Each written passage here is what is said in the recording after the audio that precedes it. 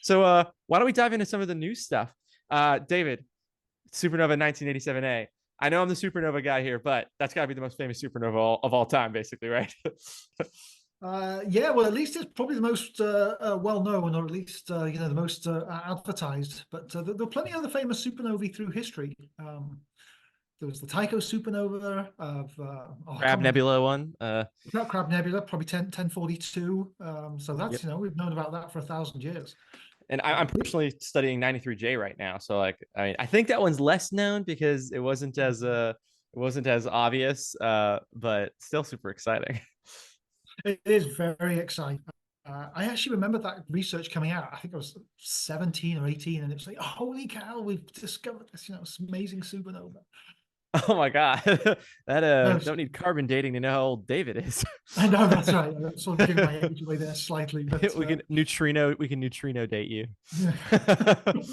Supernova date me, yeah. Yeah, my body is 87A neutrino free. That's Thank right. you very much. I'm organic. I suspect you've been hit by a great many other neutrinos. You're just fine. Yeah. I'm GMO free, and GMO there is not genetically modified. It's giant Magellanic cloud. Oh, that's lovely. Oh, Very that nice. was a great one.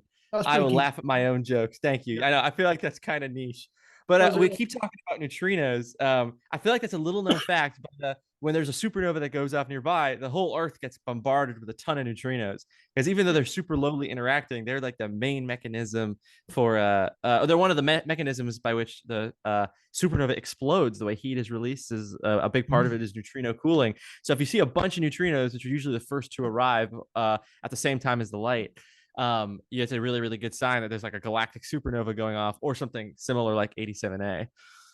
Yeah, that's right. Absolutely. Well, I mean, I've done a little bit of study on supernovae, but you've been doing a lot of supernova research recently. So why do we care about whether stars go supernova or not? Why do we So, study? that is a great question. A question I ask myself every day to convince myself that I don't just like watching things explode.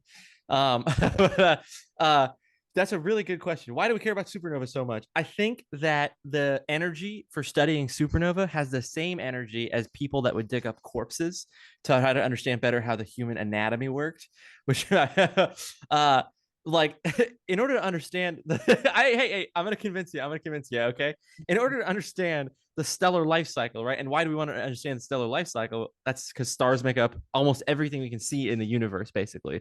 Like, although they're not everything in the universe, everything that we can see, almost all of it is basically starlight, in terms of like the brightest and most obvious stuff. And certainly everything you see when you look up at the night sky at night is starlight, or at the very most, you're seeing light reflected from stars off of integrated flux nebula or surrounding gas. So stars super important, and understanding the way they die helps clear up a lot of questions about the end of their life, which in turn helps clear up a bunch more questions about their evolution as a whole.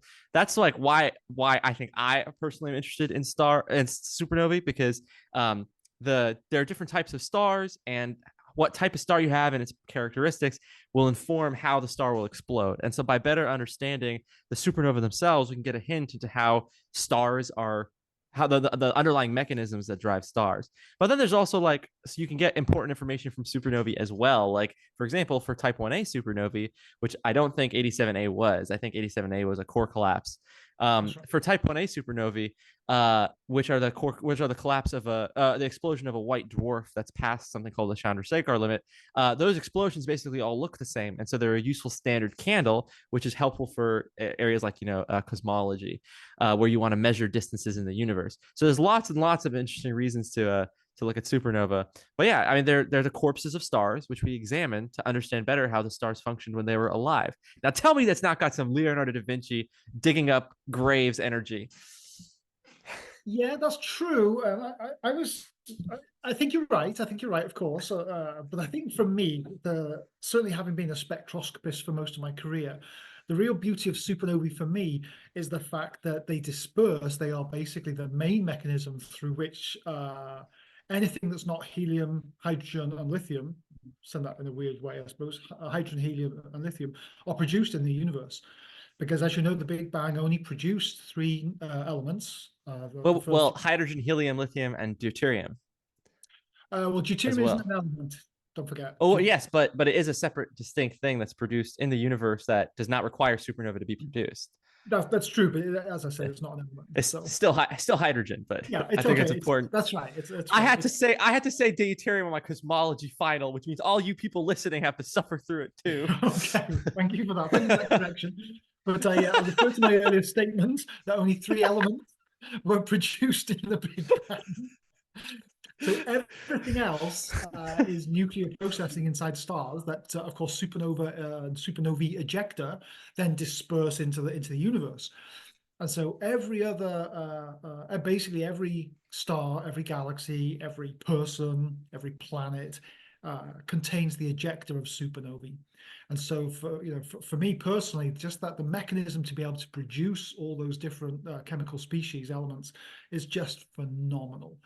And of course, as you rightly said, it's the energy dumped into the local medium is phenomenal. It's just unbelievable. So they can stir up gas, they can influence stellar production inside even older galaxies. In fact, you can get starburst galaxies that are, can be triggered by supernovae. You can get spontaneous collapse of gas clouds to produce star clusters, all this stuff. So supernovae in and of themselves are just phenomenal. I couldn't agree more. And there's the chemical element. I mean, that's like the I can't believe I forgot that, but you're absolutely right. That's like the big thing is they fuse stuff together and then dump it into the surrounding environment, which is I mean, what did Carl Sagan say? We're all stardust because Yeah, yeah, all the heavier elements in our body just came out from nearby that's right. supernovae. Everything. Well, so the supernova, 87A was so cool because it was obviously now nearby satellite galaxy, the Large Magellanic Cloud. But of course, Hubble had just been launched. I think it was in '86. Had Hubble been launched at that point? Actually, it was Hubble was delayed by the Challenger disaster, so maybe it hadn't. Hubble Um, was launched in 1990. Oh, that's right. I kept thinking it was in '86, but it was supposed to go up on Challenger, and it was or one of those shuttles, and it was delayed. So that's right. We didn't have Hubble images till a wee bit later, but the fact that we could see the supernova, the ejector, the pressure ring explode and expand outward was just essentially one of the first times in human history we had sort of witnessed that and witnessed it with technology, which I think is another reason why it was just such a sort of cause célèbre for astronomers, is that we could see it happening in real time. I mean, it's basically the most studied supernova ever because we got to Oh, see by it far. all the way from the early stages to the recent supernova that exploded in M101 23 IXF that like lit the whole astronomy world on fire, and that was at like 5 megaparsecs or something. And this is which was like, oh my god, closest supernova since the early 2010s, and like this was basically like next door. Like It's it on the was, door. Yeah, I that's mean, to have every area of physics basically was able to take advantage of this. Like you had particle physicists running all the stuff with the neutrino detections, and then you could probe the fluid mechanics and shock cooling via the expansion of the ring, and then you had all this stuff from spectroscopists and or spectroscopers. What do you guys call yourselves? spectroscopists. You're right the Okay. first time. Spectra men, spectra Spectra, people. spectra people. Yeah. Uh, yeah. Well, it's funny you said that the next nearest one that we've studied recently really well is 5 megaparsecs. The one in the Large Magellanic Cloud is about 50 kiloparsecs away. So that's only Wow.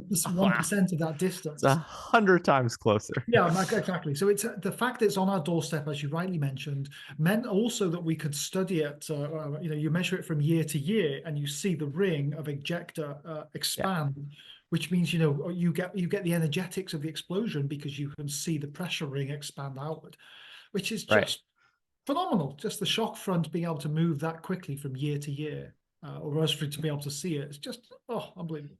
That's my specific area of research, and I think it's basically one of two where we were able to see that in real time, and the other one is the one I study. So, Yeah. like, the it's you cannot oversell the ability to see a supernova expanding in those early phases and watching it, accumulate the circumstellar material around it, and then the ejecta slows down and becomes asymmetric.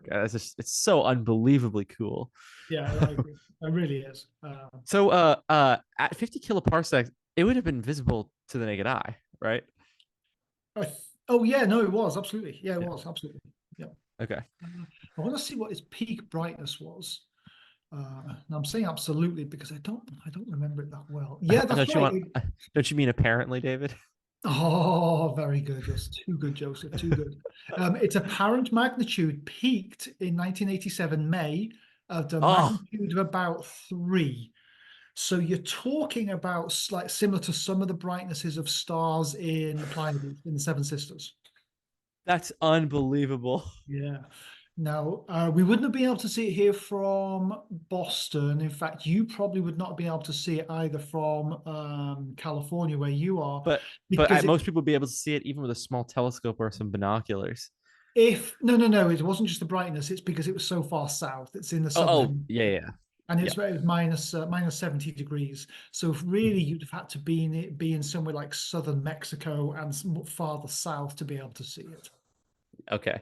That yeah, I thought you were talking about brightnesses there, but yeah, and that's actually kind of a shame because it's spectacular to because I think there are people who are imaging, like even amateur astronomers now, who are imaging the nebula, right? The supernova remnant. Oh yeah, absolutely.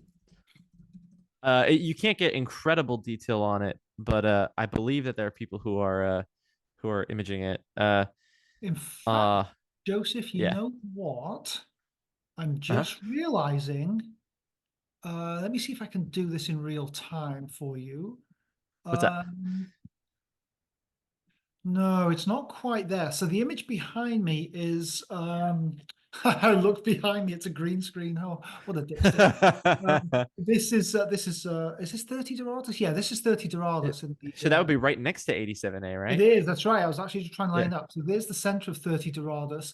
The supernova actually occurred down here, but it's the image the telescope I used to produce this image didn't have a big enough field of view.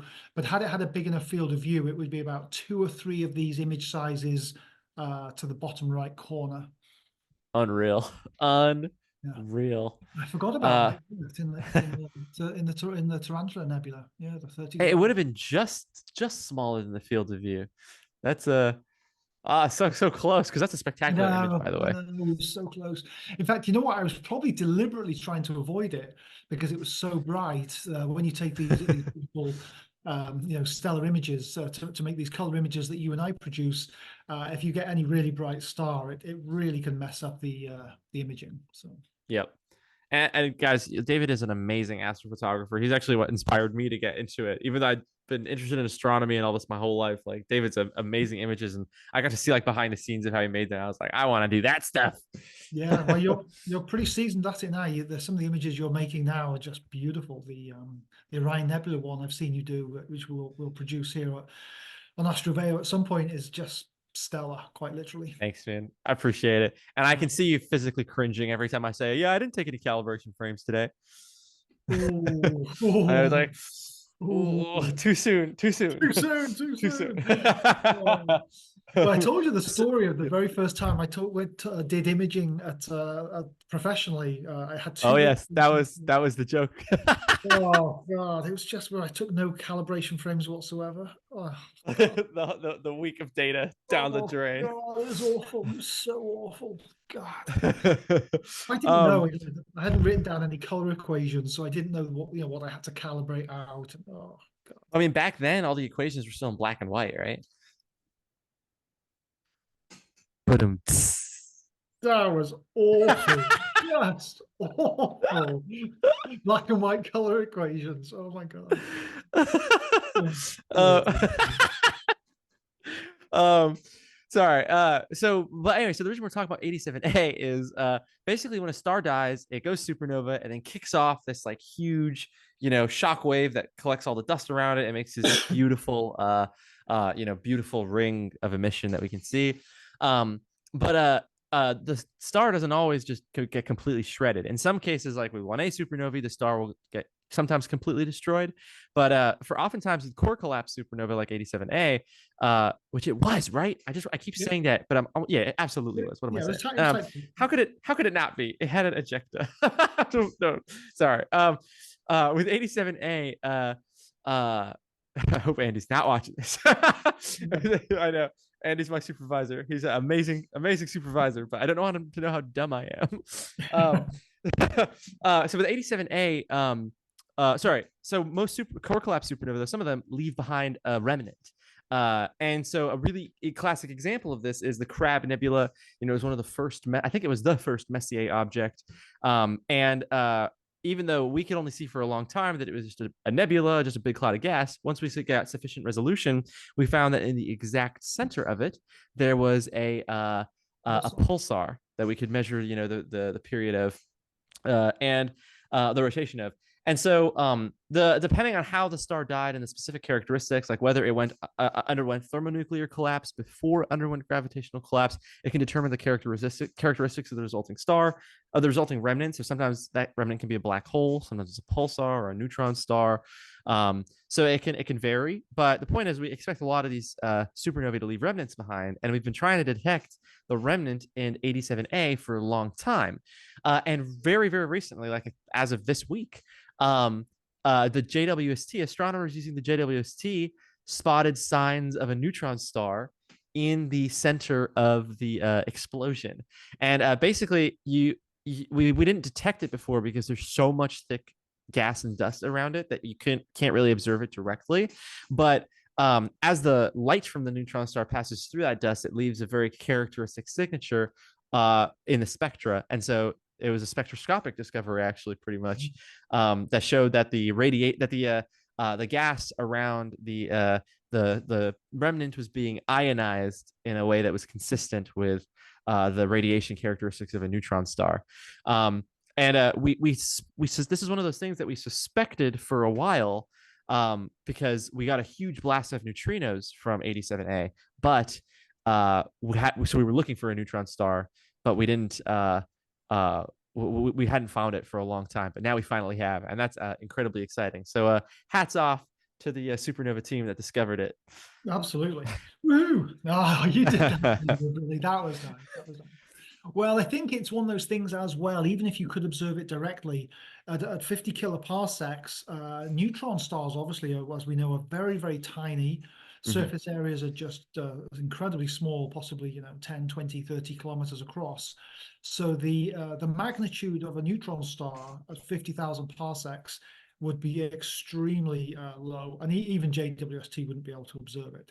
So I don't think we can image it directly, but we can see the indirect effects of it ionizing gas around it.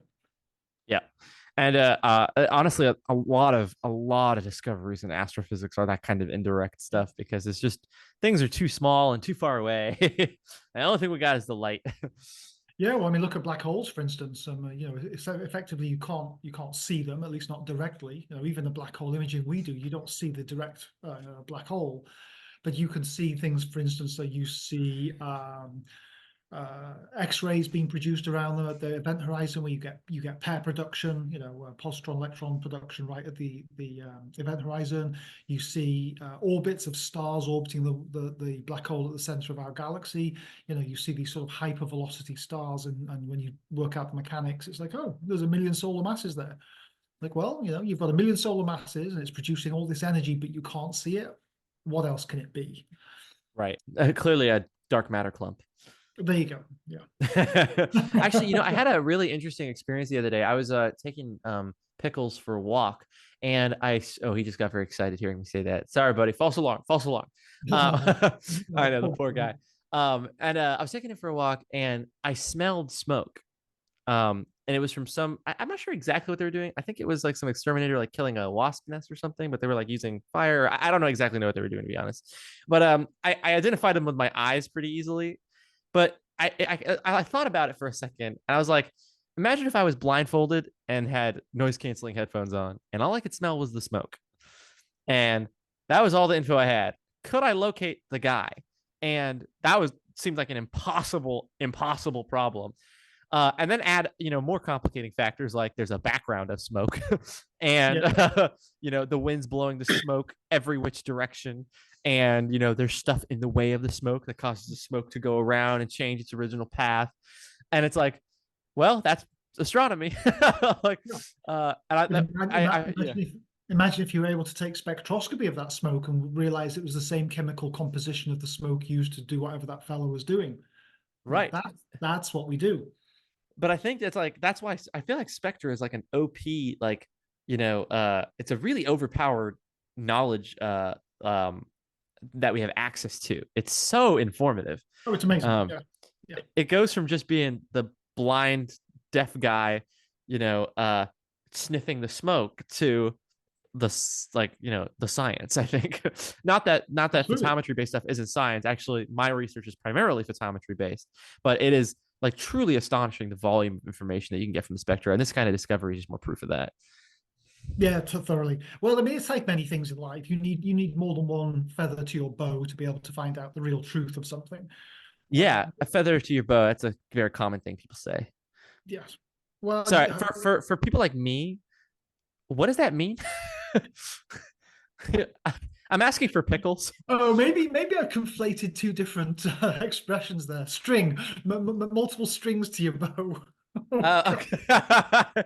Oh, you meant feather in your cap, maybe? Maybe I was getting confused with that too, but what I'm trying to say is you need multiple avenues of investigation to find out the actual truth. It's okay. As the great Avi Loeb once said, I'm not the brightest. What did he say? It's the sharpest cookie in the cookie jar, I think was the Oh, expression. yeah. Well, given that And he advocates lumps of rock in space being alien spacecraft, I think we can take that I with think, due well, deference. I'm not the brightest bulb short of a six pack. No, anyway, that's what I meant to imply. Sorry, I Yeah. did conflate my colloquialisms there. I do apologize. But yeah, no, one thing I love about spectroscopy is that you can work out an awful lot of things which are independent of distance. And with photometry, often distance is sort of thrown in there as a really complicated factor, which you Yeah. can't easily work out. And so I love the beauty of spectroscopy. It's very clean. It's very the results are the results. There's very few alternative explanations. Not with that attitude. The actually Yeah. the LCO just went through a nightmare very recently because we realized that we realized that we had a sensitivity dip. We had a dip in our sensitivity function for the Floyd spectrometer right around the hydrogen beta line, which if the Oh, no. yeah. So like what was happening was if the source was redshifted by just the right amount, the hydrogen beta line would fall right into the sensitivity dip, and we'd like be off by a bit, and so it was causing some problems. We did figure it out. We did figure it out. But that was very confusing to untangle. That's a pain in the derriere.